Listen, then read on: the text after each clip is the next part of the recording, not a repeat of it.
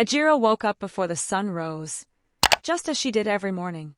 The faint sound of crickets still echoed outside as she stretched her aching limbs.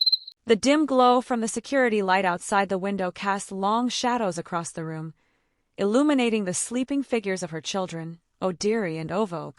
She gazed at them for a moment, feeling the familiar weight pressing down on her chest.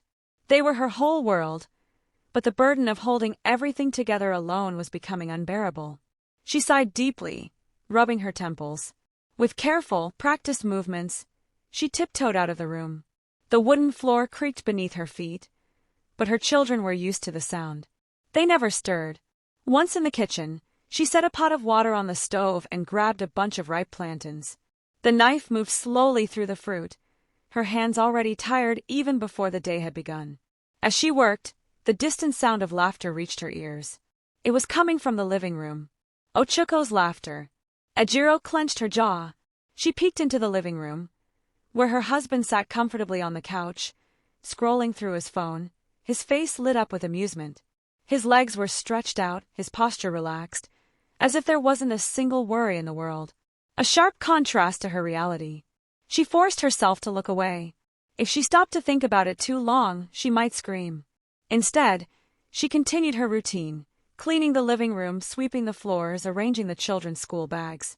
The minutes dragged on, and by the time she was done, her entire body felt like it was made of stone. Yet there was still no time for rest. She had to bathe the children, feed them, and then rush to work at the hotel. As she set the table, she called out, "Breakfast is ready." Ochuko barely looked up. That was it. No gratitude. No acknowledgement of the effort she had put in. Ejiro gripped the edge of the table, her knuckles turning white, but she said nothing. She had long since learned that complaining led nowhere. That night, as they lay in bed, she turned to him. "I can't keep doing this alone. We need a maid." Ochuko scoffed. "A maid? For what? It's just 2 children and a small house. You're always complaining about nothing."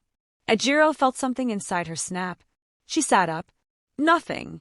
I cook, clean, wash, take care of the children, go to work, and come home to do even more." "And you do what, Ochuko?" Ochuko sighed as if she was boring him. He turned away. "Ejiro, I don't have energy for this argument. Just sleep." Ejiro stared at his back, a mixture of anger and exhaustion swirling in her mind. "One day you'll understand." And with that she turned away too. The next morning, she forced herself out of bed. The headache from the night before still pounded in her skull, but she pushed through. She bathed the children, dressed them, cooked, cleaned, and packed their school bags. But today something was different. Her vision blurred. Her hands trembled. She took a step forward, but the room spun. Before she could reach the kitchen counter, her body gave in. A loud thud echoed through the house. Ochuko frowned from the couch.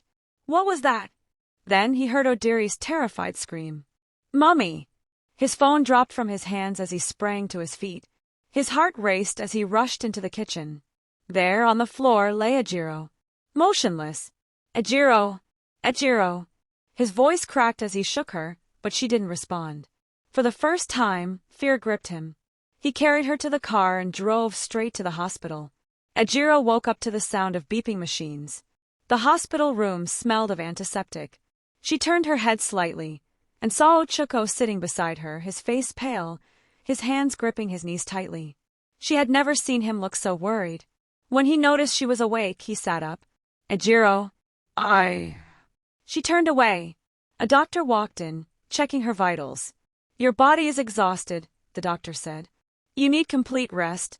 Ochuko nodded quickly. "Yes, doctor. She will rest." Ejiro almost laughed. Oh, now he cared. After 2 days, she was discharged. But as she walked into the house, she knew nothing had changed. Ochuko still expected her to return to doing everything. That was when she made a decision. That evening, she walked into the house with a brown envelope in her hand. She placed it in front of Ochuko. Ochuko opened it. His eyes widened. 5 million naira contract. His voice was filled with excitement. Ejiro kept her face calm. "Yes, but I have to travel for 3 months." Ochuko's face fell. 3 months? How will the children cope? Ejiro smiled slightly. It's just a small house and 2 children. You can handle it, right? Ochako hesitated, but his greed won. Of course I can. The next morning, Ejiro left. Now it was Ochako's turn. Within hours, the house was a disaster. The children screamed. Dishes piled up. Clothes were everywhere. And cooking. A disaster. Daddy, this is not how Mummy makes noodles, Ovo complained. Ochako sighed. Just eat it. No, it's not sweet. 2 weeks passed. Ochako was exhausted. One night, he picked up his phone and called Ejiro. Hello. His voice was shaky. Please come back. Ejiro chuckled. I thought it was easy. Just 2 children and a small house. Ochako groaned. I was wrong.